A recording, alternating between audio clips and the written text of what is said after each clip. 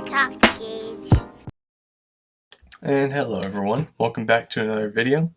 And today we're just going to be kind of talking about some games that I've been playing recently and what I think makes a good tactical shooter. So lately I've been playing a lot of Splinter Cell, the first one, in preparation for the remake, which is coming out eventually, hopefully soon.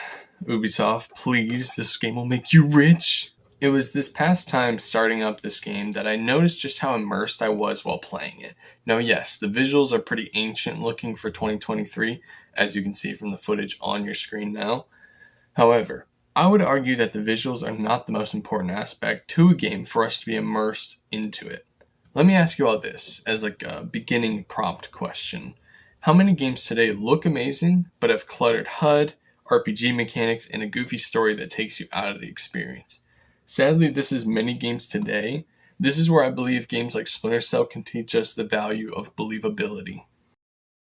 Splinter Cell is surprisingly realistic. Now, yes, sometimes you'll have moments that seem kind of goofy, and also, yes, the dialogue can be goofy at times as well. You said we're associated with criminals. Then arrest me. I must sleep. Weren't you listening? The rent's gone up in jail. You want to die tonight? That's free. You want to sleep tonight? It'll cost you 100 lari. But forget about all that for a moment. Just throw that to the side. Just get it out of here. The moment-to-moment gameplay is an interesting point to make here. I've always enjoyed the Splinter Cell trilogy for how it makes Sam Fisher feel like a normal human being. Now, yes, Sam is obviously very skilled at covert operations, but even in real life, no amount of training can take away the inherent limitations every human being has. For example, Sam is not some inhuman parkour expert like the characters in Assassin's Creed games, or even the later Splinter Cell games for that. When Sam tries to climb something, it will take him a brief moment to climb up. This is an animation that plays every single time. There's no way to speed this up. Now, at first this might annoy some players. You might just want to hurry things up. And heck, that was even how I felt when I first played these games. The game is full of things like this, but nowadays I'm actually really into this kind of game design. I have found that when a game makes movement slow, it makes the player consider all of their options in that moment, and it immerses them into the experience. Sure, this can lead to frustrating loss. However, this can be an incredibly satisfying gameplay loop. Another more recent example is the mission Clean House from Call of Duty Modern Warfare 2019. And this is even more recent for me as I just played through the game for the first time just recently. This is probably the most iconic mission from this game, and for good reason. Just look at it. It's incredible. This mission is probably the slowest in the game also. While a majority of the game is pretty loud and relatively faster, this one takes everything slow. And I totally liked every second of it. It was awesome. While this example is less open-ended than the other two, this one still has a great and believable atmosphere.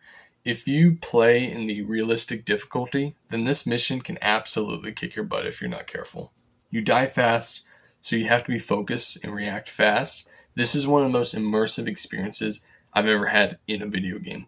While maybe not the most challenging in terms of, all the different things I can do in games like Splinter Cell, as far as gear, and what possibilities that opens up, this still feels very grounded in reality, as opposed to some of the other games that I've played. And that largely has to do with the graphics and lighting. The visual design of it is top tier. I do wish there was more freedom in a mission like this with a squad, but it totally makes sense as this is not what the entire game is like. And one final example of a game that I can't get enough of, even though I just made like a 30-minute video a few weeks ago over everything I want to change about these games, Ghost Recon Breakpoint. My caveat is that whenever I refer to this game, I more specifically am referring to the immersive ghost experience mode in the game. While playing in this mode, things become much more tactical as a result. While this example is not as hardcore as Splinter Cell's gameplay overall, you still need to put a lot more thought into how you move throughout the world of Ghost Recon Breakpoint. I found this game to be so cinematic and immersive just playing through it. Yeah, it can be kind of boring when all I can do is just clear out the same bases over and over again without much variety. Just look at this gameplay. It is so cool and so much fun to just play over and over again. Even though it's repetitive and I probably shouldn't play as much as I do, I just can't get enough of this game. So maybe it's just that I'm becoming more jaded about video games these days, but I tend to enjoy more immersive experiences when it fits the design. When it fits the design is the key here, because there will always be shooters that shine in their fast-paced design, and there's nothing wrong with that. And heck, I even enjoy playing games like this sometimes myself. I've just become more aware of how games are designed. Many of them are flashy and take much less thought to finish or to play. A lot of the free-to-play games out there are just, in your face with, experience bars and experience points and all these different stats and stuff. And it ends up feeling just like a part-time job than, something you play for fun.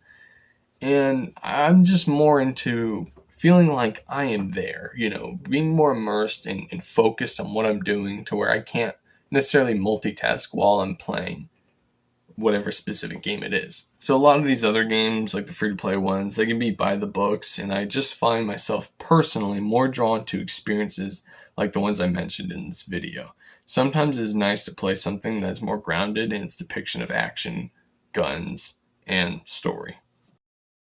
So that's the video. I know this was something, again, that was a little different. I've been trying to, just do some different things on the channel. I personally would really like to get back to the less scripted, just here's me talking about this thing that I like kind of content, kind of stuff that's, a little bit more just here's what I'm up to, So maybe I'll make more videos like that in the future. But this is just something I wanted to talk about, as I had been playing these games quite a lot. I was playing Breakpoint quite a bit, and then I decided I wanted to replay the first Splinter Cell for the remake that's eventually coming out. And then my little brother convinced me to also play Modern Warfare, because I had been wanting to play it for a while. I just hadn't gotten around to it. So I finally, bit the bullet and bought it to try it out. The download process was horrible, but the game itself was pretty awesome. And that mission was absolutely epic. Clean House was extremely immersive. And so I just was like, all right, well, how can I turn these into a video? And so I decided I would talk about tactical shooters and the more immersive side of the genre. And I was like, perfect. So that's kind of the idea behind where this video came from. I hope you all enjoyed it, hopefully. If you did, please leave a like on the video. It would help out quite a lot, and it would inspire me to continue making videos. If you didn't like the video, well, I thank you for watching this long, and be sure to engage that subscribe button down below. And I think that's about it. So with all that being said, see y'all in the next video.